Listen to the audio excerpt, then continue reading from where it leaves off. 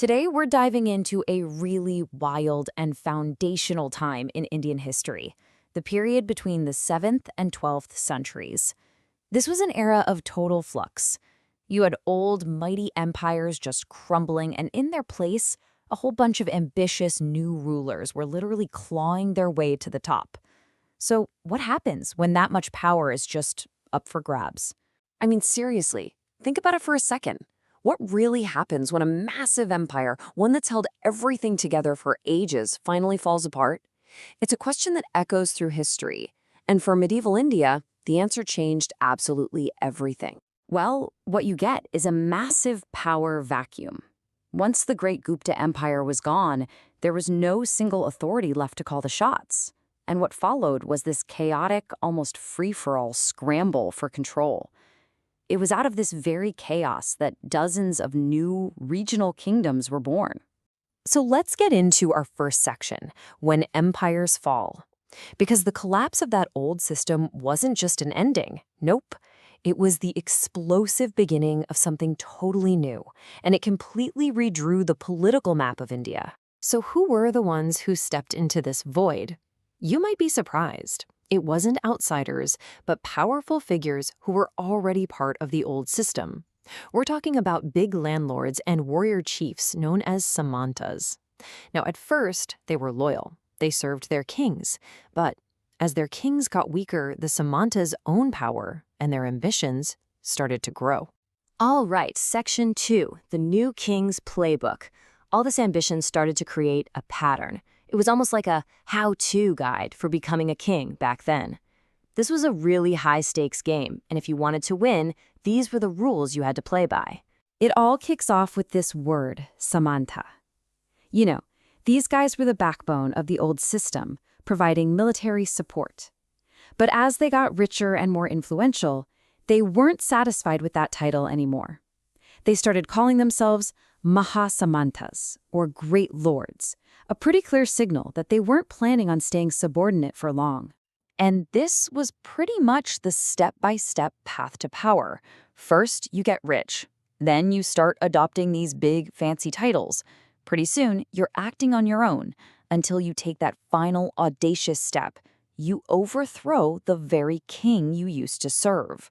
There was this one chief, Danti Durga, who followed this playbook to a T. He started as a Samanta for the Chalukya kings, but he got so powerful he eventually booted them out and started his own empire, the Rashtrakutas. But that created one last problem he had to solve. So how do you get people to accept you as a real king, especially if you weren't born into the traditional warrior caste, the Kshatriyas? You gotta make your rule legit. Danti Durga used this incredible ritual called the Hiranyagarbha, which literally means the golden womb. With the help of Brahmin priests, the ceremony was meant to symbolically rebirth him as a Kshatriya, giving him the sacred stamp of approval he needed to rule. Rituals were one part of the strategy. Propaganda was the other. New kings would hire learned brahmanas to write these glowing poems called prashastis. You can basically think of them as medieval PR campaigns. They were often full of exaggerated stories, painting the new king as this incredible, godlike warrior who's just destined for greatness. Of course, all of this, the wars, the rituals, the PR, it was insanely expensive. And where did the money come from? It was taxed from everyday people, the peasants, artisans, and traders. And what was it spent on? Well, it was poured right back into projecting power, funding a huge army for near constant warfare, building jaw-dropping temples and forts to show off your wealth, and of course, keeping up the lavish lifestyle of the king and his court. Okay, Section 3. Let's put a spotlight on one of the most successful dynasties of the whole era and see this playbook in action: the mighty Cholas of South India. The Cholas started out pretty small, actually. They were just subordinates to the Pallava kings.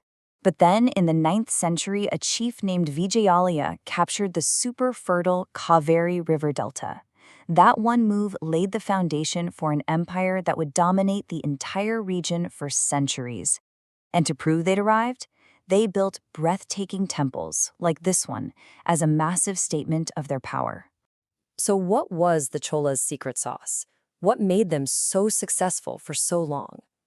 In a word, rice. But this wasn't just farming. They achieved total mastery over the Kaveri River through brilliant water engineering. They built embankments to stop floods, they dug canals to water the fields, they could even grow 2 crops a year. This agricultural revolution created unbelievable wealth, and that wealth funded their entire empire. And on top of that, they were master administrators. The empire wasn't just run from the top down, they understood the power of local governance. Peasant settlements were called the Ur.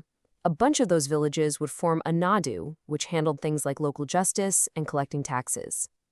And then lands gifted to Brahmanas were managed by this really sophisticated assembly called a Sabha. It was a decentralized yet super organized system that just worked. You know those spectacular temples we were talking about? They were so much more than just places of worship. In the Chola kingdom, they were the absolute center of life.